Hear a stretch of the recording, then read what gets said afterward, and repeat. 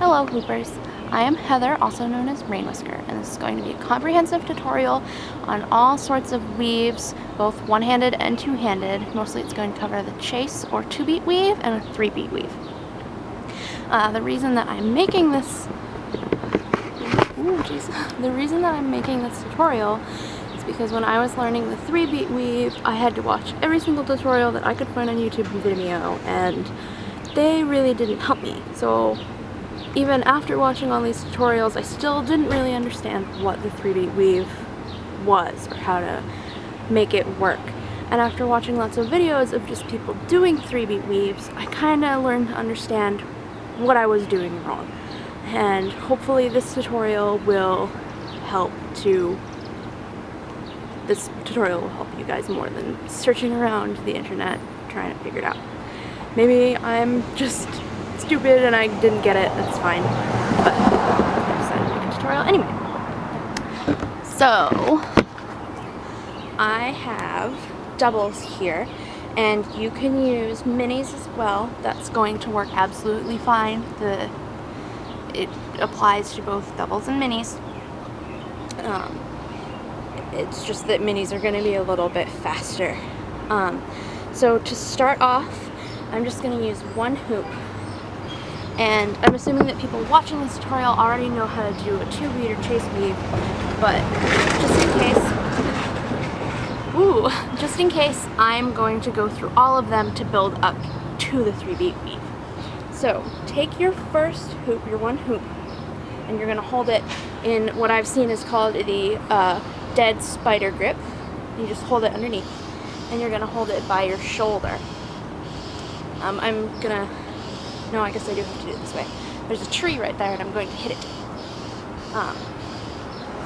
When you're holding it like this, the one hoop weave, also called like the warrior, is going to look like this. It's a pretty easy move, but just so that everyone gets it, what you do is roll the hoop forward, and once it's in front of you like this, you're going to angle it just slightly with your arm, not your wrist, because it's going to flop if you use your wrist. Hold it forward, and with your arm, bring it down and across your body so it's by your hip. Once you're here, you're going to be holding the hoop in happy spider grip. Bring it up and around your shoulder. Forward again. Make sure to use your arm and not your wrist. And it'll be down over on this side, and then you'll be back to starting, which is the dead spider grip.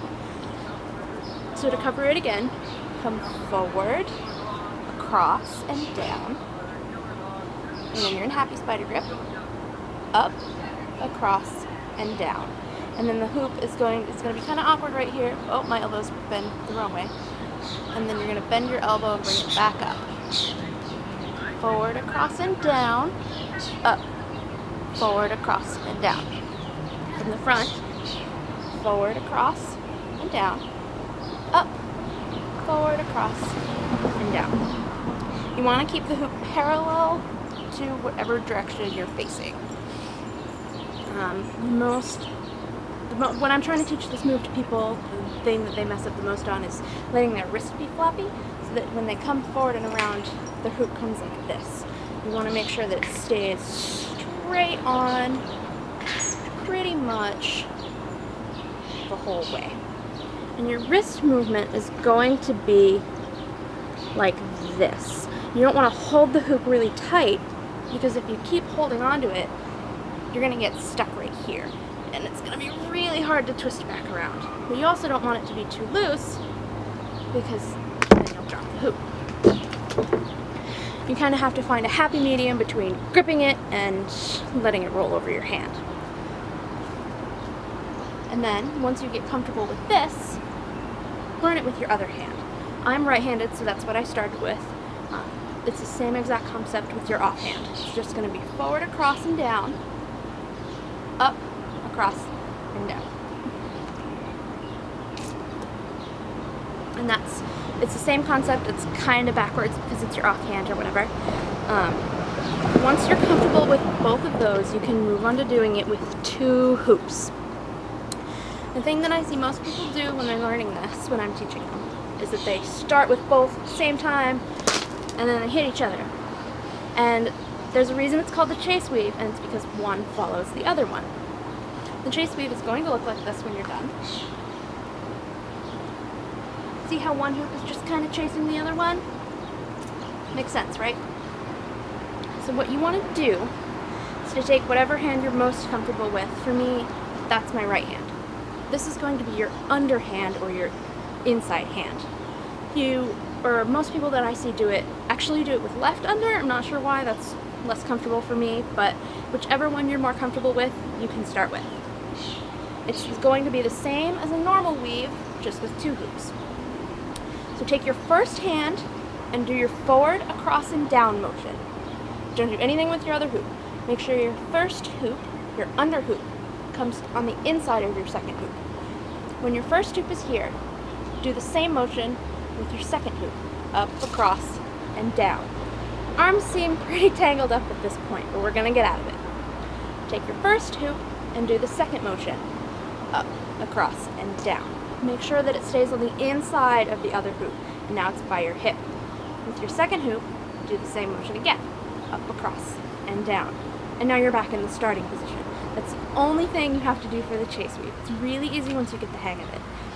So remember, up, across, and down, up, across, and down. Up, across, and down, and make sure it stays inside. Up, across, and down. Now you're back at the beginning. It's the same thing over and over. Just make sure that your first hand stays on the inside, or you're going to end up getting tangled and not going to be able to get out of it. Once you're comfortable with that, do the same thing as before. Practice starting with your other hand. It's going to be the same thing, except your other hand is now going to be the underhand, or the inside hand. Forward, across, and down on the inside. Forward, across, and down on the outside. Or, not really on the outside, but it will be in a minute. Forward, across, and down. Now it's on the inside. Forward, across, and down. And sooner rather than later, it's really easy once you get the 1, 2, 3, 4. 1, 2, 3, 4, down. Okay, so my camera just said ended movie automatically, which is weird because the battery and the memory card weren't doing anything weird. But I guess it was a good stopping point for the 2-beat weave. I'm now going to do the 3-beat with 1 hoop, just to start out with. And the movement for the 3-beat weave is going to be kind of similar to just the normal one. It's still going to be from one side of your body to the other side of your body. Except for that when you get onto the opposite side of your starting point, so I started over here, opposite side, you're going to let go, kind of. You're going to let go so that it's hanging on your thumb.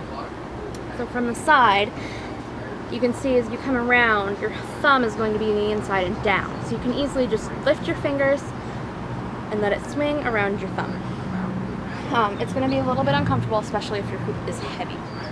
Okay, so once you're comfortable swinging it on your thumb, you can even stand like in front of you and have it swing or whatever.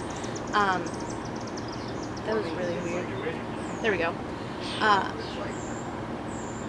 You're going to learn the beat count of the 3-beat weave, and it's called a 3-beat weave because you do 1 on this side, 2 on this side. 1, 2, 3. 1, 2, 3. And I got hung up on that thinking that this was going to be the most difficult part of the the thumb part, was going to be the most difficult part of the weave, when actually it really isn't. The part that I never saw taught anywhere or video couldn't find that didn't make sense to me, I'm sure that you'll watch this and then go and find one and be like, here, Rain Whisker, look, you're dumb. That's fine. Is that your 1 beat is actually going to be 2 beats as well.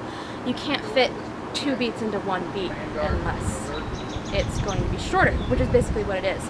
Your 1 beat is going to be a big swing. So if you're doing the 1, 2, 1, 2, 3, your 1 is going to come all the way up and around. And eventually you're going to be able to tighten that so that it's just lining the outside of your other hoop. But for now, the easiest way to practice is to do 1, 2, 3, 1, 2, 3, 1, 2, 3. Because then it kind of becomes 1, 2, 1, 2, 1, 2. my phone in my pocket. I hope that makes sense timing wise.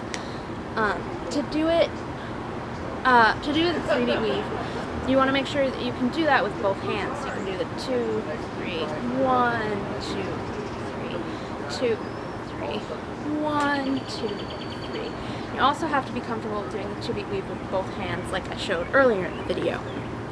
So now take your other hoop and we're going to try and do a 3-beat weave with both of them. The easiest way to do it is to start from a 2-beat weave, and that's always what I do, but I'm going to try and explain it without that. When you start, let's just start with a 2-beat, because that's how I know how to explain it. Start just like your normal 2-beat, right? Your left, or your top hand, it might be your right hand for you, whatever hand is on top, when it gets to this side of your body, that's when you're going to do the 2, 3. In that 2-3 beat, your other hand is going to complete the weave on this side. It's going to be completing its 2, 3. You're going to bring it down and around your other hoop, and now this arm is on top. Now this hand is going to complete its 2, 3, and come up and around just like your other hand did. So when you're done, it's going to look, I'll do it from the side, like this. See how it kind of comes up and around the other hoop? I'll do it again. And for longer, so this is a 2-beat weave.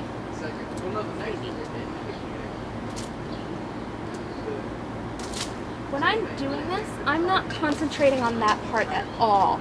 That's kind of just like your other hoop hanging in space. It's going to end up being 2 just on its own because that's how long it takes your other arm to come up and around. The part that I'm concentrating on is actually coming around with your other arm.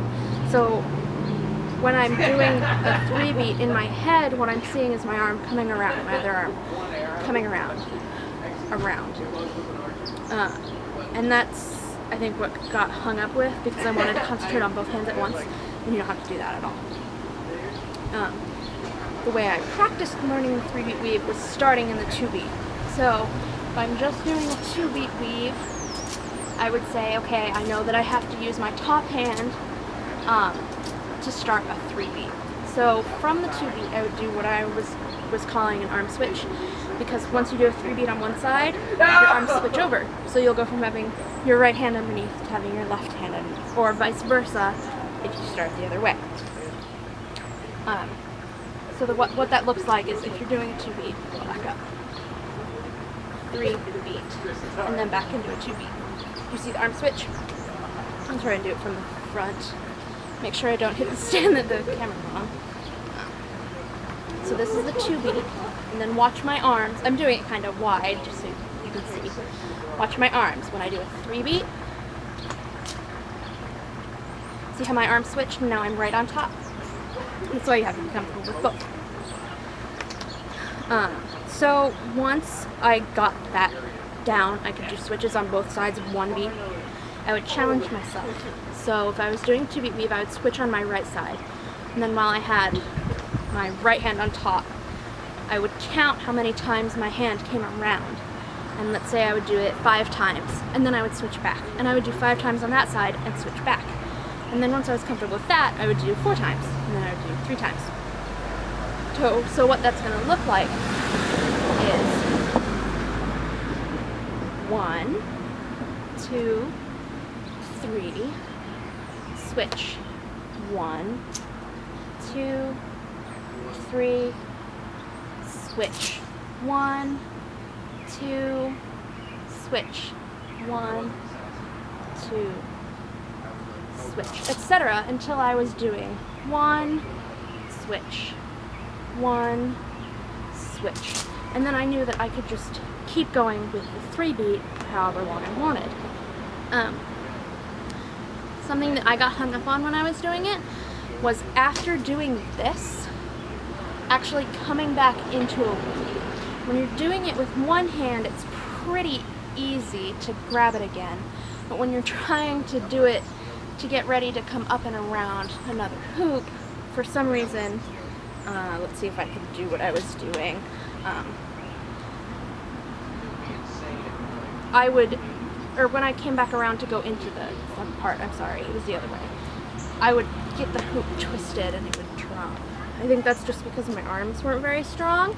And the best way to strengthen your wrist is to just do wrist strengthening exercises, this kind of stuff, this kind of stuff.